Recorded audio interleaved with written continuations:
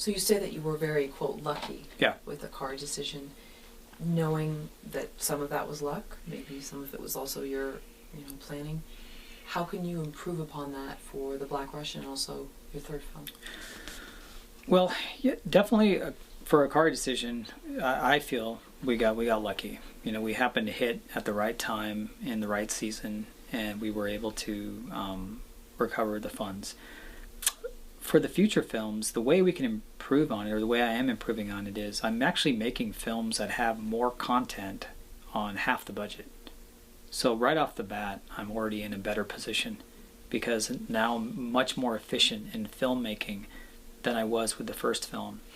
Secondarily, we're targeting a different audience now. So we're targeting California, we're targeting the United States and Europe, so we're targeting Hollywood.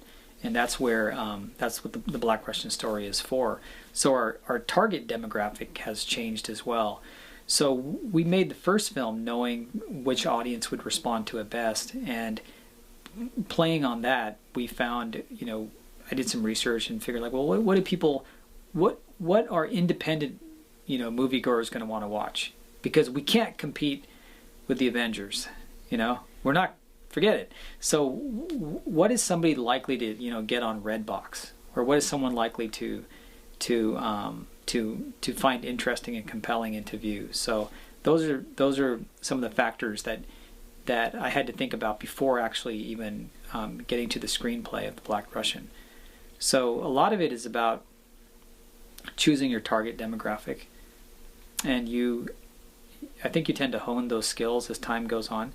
I think the third film is going to be, the dream is we're going to knock it out of the park. But the third dream has science fiction elements, and I've always wanted to make a science fiction film. I'm enthralled with Blade Runner, and films like that.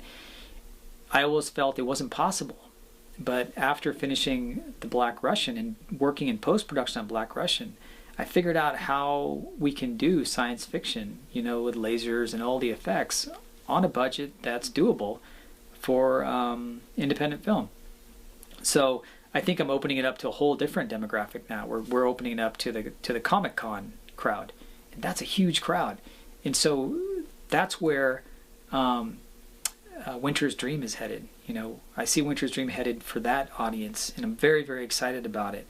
So it's a learning process, and you learn more about your demographic. The other thing is, and I think this is for me, this is the most important thing. I make Awkward Decision. They're like, AMAR, Sidhu, who are you? We don't know you. Now in India, some people do know me. Like, I went to the airport, and a guy actually wanted a picture with me. I was like, oh, that's cool. All right. So come over here, and I try and sell The Black Russian. I go, yeah, but I made Awkward Decision. We don't care. Who are you? You're nobody. You're some guy that made a foreign film. Big deal. And now you want it. Now you're starring in this new film. Okay. Fast forward a year. Winter's Dream. Who are you? I'm the guy with The Black Russian. I'm the guy in Awkward Decision. So that is the other strategy.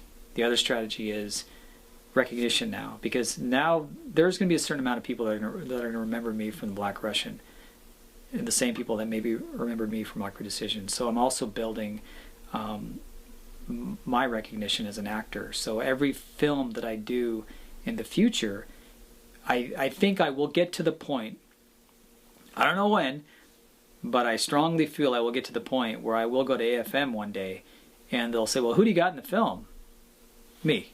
Oh, okay, cool. So let's talk. So that's where we're headed. Do you feel, too, that your time management skills have improved in terms of filmmaking? You said so much of it is just kind of learning as you go. Definitely, yeah. Time management is critical. You have to, when you're filming on low budget, every hour matters of the day. So, first of all, managing just the production itself is hard, because you want to produce that film within 6 weeks, which is tough because of actor schedules, weather changes and so forth.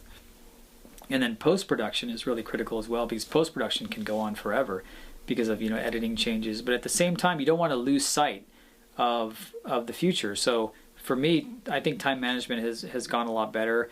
I think the main thing is working with people who are diligent and who are, commensurate in their level of professionalism. So you really want to surround yourself with a team of people that are going to go through this with you through thick or thin. That's really what it boils down to. Because in this industry, there's a lot of people that come and go.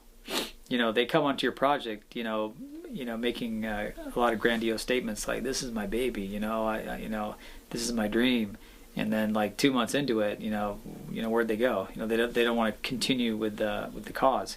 But then again, every now and then you find that that one person or two who's like very interested in the project, who's gonna take it to completion, and you stick with those type of people, and I think they help you with your time management.